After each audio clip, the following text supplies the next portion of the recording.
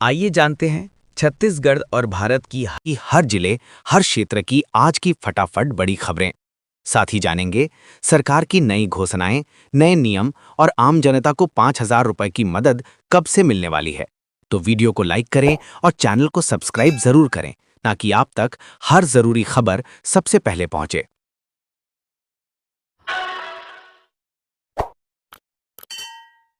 छात्रवृत्ति आवेदन की अंतिम तिथि बढ़ी, प्रधानमंत्री उच्चतर शिक्षा प्रोत्साहन योजना। छात्रों के लिए राहत भरी खबर। प्रधानमंत्री उच्चतर शिक्षा प्रोत्साहन योजना के तहत छात्रवृत्ति आवेदन की अंतिम तिथि बढ़ा दी गई है। अब छात्र 30 नवंबर तक ऑनलाइन आवेदन कर सकते हैं। जो छात्र आर्थिक रूप से कमजोर हैं, उन्हें 20,000 रुपये तक की छात्रवृत्ति दी जाएगी। भूमिहीन कृषि मजदूरों के लिए राहत, राजीव गांधी न्याय योजना जारी। राज्य सरकार की राजीव गांधी ग्रामीण भूमिहीन कृषि मजदूर न्याय योजना के तहत भूमिहीन मजदूरों को हर साल आर्थिक सहायता दी जा रही है।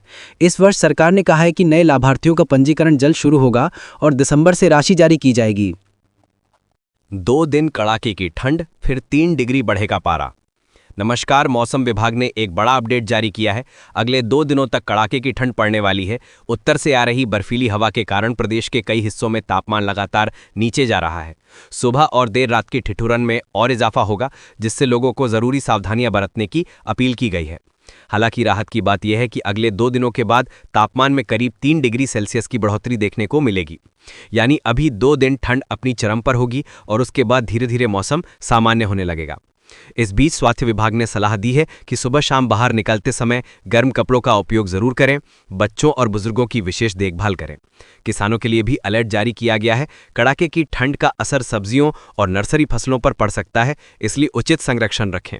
अभी के लिए मौसम की यही बड़ी खबर, 2 दिन जमाने वाली ठंड और उसके बाद 3 डिग्री की राहत। अंबिकापुर 6.5 डिग्री के साथ सबसे ठंडा स्थान। नमस्कार, छत्तीसगढ़ में सर्दी एक बार फिर अपने चरम पर पहुंच रही है। ताज़ा आंकड़ों के अनुसार अंबिकापुर आज राज्य का सबसे ठंडा स्थान रहा। यहां का न्यूनतम तापमान 6.5 डिग्री सेल्सियस दर्ज किया गया, जो इस सीजन का सबसे कम तापमान है। तेज उत्तर पश्चिमी हवाओं और साफ आसमान के कारण तापमान तेजी से गिरा है। अंबिकापुर के कई इलाकों में सुबह कोहरा छाया रहा और लोग अलाव का सहारा लेते दिखे। वहीं यातायात पर भी हल्का प्रभाव पड़ा, क्योंकि सुबह सुबह विजिबिलिटी कम रही। मौसम वैज्ञानिकों का कहना है कि आने वाले 2 दिनों तक तापमान इसी स्तर पर बना रहेगा। इसके बाद थोड़ी बढ़ोतरी की उम्मीद है। स्थानीय प्रशासन ने लोगों को रात में यात्रा से बचने और बच्चों और बुजुर्गों को विशेष सुरक्षा देने की अपील की है। अंबिकापुर में चल रही इस कंपकपाती ठंड ने सर्दी का रिकॉर्ड एक बार फिर तोड़ दिया है।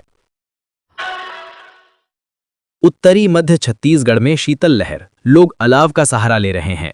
उत्तरी और मध्य छत्तीसगढ़ में ठंड तेजी से बढ़ रही है। शीतल लहर के चलते सुबह शाम तापमान में भारी गिरावट देखी जा रही है। लोग जगह जगह अलाव जलाकर सर्दी से बचाव कर रहे हैं। स्वास्थ्य विभाग ने बुजुर्गों और बच्चों को विशेष सावधानी बरतने की सलाह दी है। दोस्तों, आगे की खबर जानने से पहले चैनल को अभी सब्सक्राइब करके बेल आइकन को प्रेस करें। बीएड डीएलएड की 2000 सीटों पर 21,000 से ज्यादा आवेदन। नमस्कार, शिक्षा विभाग से एक बड़ी खबर सामने आई है। बीएड और डीएलएड की 2000 सीटों पर इस बार 21,000 से ज्यादा आवेदन पहुंचे हैं। यानी हर सीट के लिए औसतन 10 से 11 उम्मीदवारों की प्रतिस्पर्धा है। इस बार रिकॉर्ड आवेदन आने का कारण है नए भर्ती नियम, शिक्षक पदों में बढ़ी संभावनाएं और प्रवेश प्रक्रिया में किए गए सुधार। कई जिलों में आवेदन संख्या पिछले साल के मुकाबले 2 गुनी तक पहुंच गई है। अधिक आवेदन का मतलब है कि इस बार मेरिट लिस्ट में कड़ी टक्कर देखने को मिलेगी। संस्थान भी अब सीटों के विस्तार पर विचार कर रहे हैं, ताकि ज्यादा छात्रों को प्रवेश का अवसर मिल सके। परीक्षा की तारीख और प्रवेश प्रक्रिया से जुड़े अगले अपडेट के लिए अभ्यर्थियों को आधिकारिक पोर्टल चेक करते रहने की सलाह दी गई है। महतारी वंदन योजना ई-केवाईसी अनिवार्य। नमस्कार, अब बात करते हैं छत्तीसगढ़ की सबसे महत्वपूर्ण योजना महतारी वंदन योजना के एक बेहद जरूरी अपडेट की। सरकार ने साफ कर दिया है कि अगर आपने ई-केवाईसी नहीं करवाया है तो आपकी अगली किश्त रुक सकती है, क्योंकि अब लाभ केवल उन्हीं महिलाओं को दिया जाएगा जिनकी पहचान आधार से सत्यापित है। कई लाभार्थियों की किस्त इसलिए भी रोक दी गई है क्योंकि उनका बैंक अकाउंट आधार से लिंक नहीं है, ई-केवाईसी में नाम या जन्मतिथि मिलान नहीं हो रहा है या आधार निष्क्रिय है। सरकार ने इसके लिए 2 विकल्प दिए हैं। सीएससी या जनसेवा केंद्र जाकर ई-केवाईसी कराएं। अगर आपका मोबाइल नंबर आधार से लिंक है तो महतारी वंदन पोर्टल से घर बैठे ई-केवाईसी पूरा करें। ध्यान रखें, आधार सक्रिय होना चाहिए, बैंक अकाउंट उसी आधार से लिंक होना चाहिए और ई-केवाईसी पूरा होना अनिवार्य है। योजना की अगली किस्त पाने के लिए ई-केवाईसी तुरंत कराना बेहद जरूरी है। देरी ना करें, आज ही प्रक्रिया पूरी करें। राजधानी में सर्दी के बीच महंगाई, सब्जियों के दाम अलग अलग। नमस्कार। सर्दी के बढ़ते असर के साथ राजधानी की मंडियों में महंगाई भी बढ़ गई है। सब्जियों के दाम इन दिनों जगह जगह अलग अलग देखने को मिल रहे हैं, जिससे आम जनता की जेब पर भार बढ़ा है। टमाटर, प्याज, हरी सब्जियां और भिंडी जैसी सब्जियों के दाम कई मार्केटों में 30 से 40% तक बढ़े हुए हैं। होलसेल और खुदरा बाजारों में कीमतों में बड़ा अंतर देखा जा रहा है। सब्जियों की सप्लाई सर्दी के कारण प्रभावित है, ट्रांसपोर्ट स्लो है और कटाई में भी देरी हो रही है। व्यापारियों का कहना है कि अगले 1-2 हफ्ते तक दाम ऐसे ही रह सकते हैं। वहीं उपभोक्ता सस्ती सब्जियों के लिए रोज अलग अलग बाजारों का चक्कर लगा रहे हैं। दोस्तों, आगे की खबर जानने से पहले चैनल को अभी सब्सक्राइब करके बेल आइकन को प्रेस करें। आधार कार्ड अपडेट का नया नियम, अब देना होगा 75 रुपये शुल्क। दोस्तों, अगर आप अपना आधार कार्ड अपडेट कराने जा रहे हैं तो ये खबर आपके लिए बहुत जरूरी है। आधार अपडेट से जुड़ा नया नियम लागू कर दिया है। अब पहले कई सेवाएं फ्री में मिलती थीं, लेकिन अब अगर आप नाम, पता या जन्मतिथि में बदलाव कराना चाहते हैं तो आपको 75 रुपये का शुल्क देना होगा। ये शुल्क ऑनलाइन और ऑफलाइन दोनों सेवाओं के लिए समान रहेगा। यानी अगर आप अपने मोबाइल से माय आधार पोर्टल पर जाकर अपडेट करते हैं या फिर नज़दीकी सीएससी सेंटर में जाते हैं, दोनों जगह 75 रुपये की फीस देनी होगी। इसके साथ ही अब यूडाई ने यह भी साफ कर दिया है कि हर दस्तावेज की दोबारा जांच की जाएगी, यानी कि झूठी जानकारी देने पर आवेदन तुरंत रद्द हो सकता है। अच्छी बात यह है कि अगर आपका आधार 10 साल पुराना है तो आप मुफ्त डॉक्यूमेंट अपडेट का लाभ 31 दिसंबर 2025 तक उठा सकते हैं। तो इसलिए अगर आपका पता या फोटो पुराना हो चुका है तो अभी ही अपडेट करवा लीजिए, ताकि सरकारी योजनाओं और बैंक सेवाओं में कोई दिक्कत ना आए। कौन से दस्तावेज मान्य हैं और ऑनलाइन प्रक्रिया कैसे करें, ये हम वीडियो में आगे स्टेप बाय स्टेप बताने वाले हैं, तो बने रहिए हमारे साथ। बैगागोनिया पर भरोसा, तेज बुखार ने छीनी 3 बच्चों की जान। नमस्कार। बेहद दुखद खबर सामने आई है। एक ही परिवार के 3 बच्चों की मौत तेज बुखार के कारण हो गई, लेकिन सबसे चिंता की बात यह रही कि परिवार बच्चों को अस्पताल ले जाने के बजाय बैगागोनिया के पास ले गया, जिससे इलाज में देरी हुई और बच्चों की जान नहीं बचाई जा सकी। स्थानीय लोगों ने बताया कि बच्चे लगातार कई दिनों से तेज बुखार से पीड़ित थे। समय पर चिकित्सकीय इलाज मिलने पर इतनी बड़ी त्रासदी रोकी जा सकती थी। सरकार और स्वास्थ्य विभाग लगातार जागरूकता अभियान चला रहे हैं कि रोग का इलाज डॉक्टर ही कर सकते हैं।